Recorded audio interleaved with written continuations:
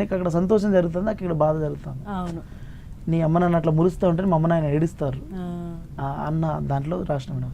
Last వెళ్ళిపోయేటప్పుడు కూడా నిన్ను చూసి నేను వెళ్తాను, నీ చిరునవ్వు చూసి వెళ్తానని అక్కడ వరకు వచ్చి వెళ్ళటం అన్నది చాలా బాగా కనెక్ట్ చేసి రాశారు. Thank you madam.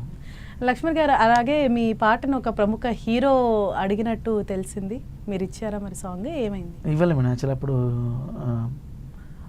అంటే మనం అప్పుడు రైటర్గా మనం రాసినాం, అది ఎఫర్ట్స్ మనమైనప్పుడు కూడా రైట్స్ వాళ్ళ చేతిలో ఉండిపోయినాయి. సో వాళ్ళు ఇచ్చినట్టు ఇంకో బాగుండేది నా లైఫ్. ఇవ్వలే వాళ్ళు.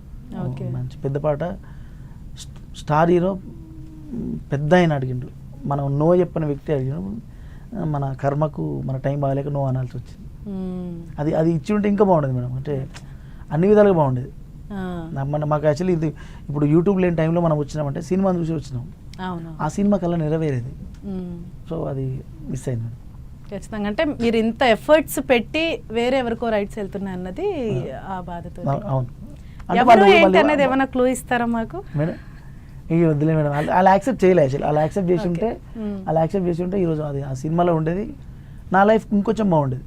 ఇంకొంచెం ఇప్పుడు చేస్తున్నా మేడం. 100% మన టీవీ ద్వారా చెప్తున్నా, ఒక పాన్ ఇండియా సినిమాలో రాసిన. ఓకే, సూపర్ అండి. ఇండియాలో నెంబర్ 1 స్టార్ రాసిన ఇప్పుడు. Okay, super. ఆ కళ ఫుల్ఫిల్ అయ్యింది. బట్ కొంచెం లేట్ అయినా కూడా చేరాల్సిన చోటుకి చేరినాం మనం ఇప్పుడు.